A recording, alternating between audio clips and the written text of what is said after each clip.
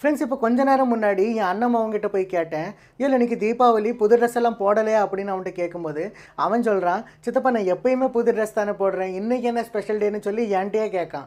நான் சொன்னேன், உனக்கு தீபாவளி வந்து ஸ்பெஷல் டே கிடையாதோ அப்படின்னு அவன்கிட்ட கேட்கும்போது அவன் சொல்கிறான், விடுங்க சித்தப்பா எல்லா நாளுமே ஸ்பெஷல் டே தான்னு சொல்லி அசால்ட்டாக சொல்லி முடிச்சிட்டான். நாங்கள் எல்லாம் எப்படா இந்த தீபாவளி பொங்கல் வரும், எப்படா இந்த புது ட்ரெஸ் எல்லாம் போடலான்னு சொல்லி காத்துட்ருப்போம். இந்த பைபிளில் என்னடானா இப்படி சொல்லுது, இந்த தீபாவளி அன்னைக்கு நம்ம அம்மாக்கள் எல்லாம் நம்மளை காலையிலே எழுப்பி விட்ருவாங்க. தென் வந்து நம்ம தலைக்கு எண்ணெயெல்லாம் தேய்ச்சி குளிச்சுட்டு சாமியை கும்பிட்டுட்டு தென் வந்து அந்த புது ட்ரெஸ் எடுத்து போடுவோம் தெரியுமா. அப்போ வந்து நம்ம ஃபேஸில் ஒரு ஹாப்பினஸ் தெரியும் பாருங்கள். அந்த ஹாப்பினஸ்ஸை நம்மளால் வேர்ட்ஸில் எக்ஸ்ப்ரெஸ் பண்ணவே முடியாது. நம்ம வந்து அந்த அளவு ஹாப்பியாக இருப்போம் இல்லையா.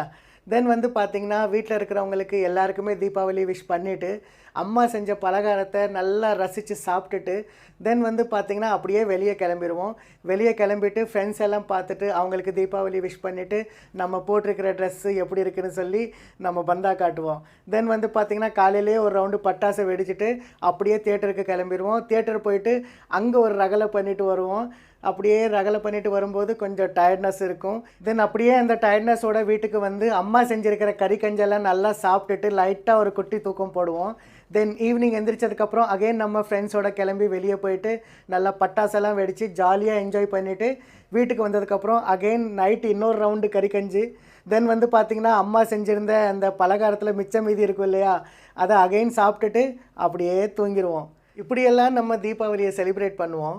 நான் வந்து இவங்ககிட்ட சொன்னேன், சரி நீ வந்து புது ட்ரெஸ் தான் போடலை, அட்லீஸ்ட் இந்த தீபாவளி செலிப்ரேஷன் ஆச்சும் இருக்கா இல்லையா அப்படின்னு அவன்கிட்ட கேட்கும்போது, தீபாவளி செலிப்ரேஷனா, இது எந்த படம் சித்தப்பா, இந்த படம் எப்போ ரிலீஸ் ஆச்சு, நெட்ஃப்ளிக்ஸில் வந்திருக்கா என்ன அப்படின்னு சொல்லி கேட்குறான் இந்த 2K கிட்.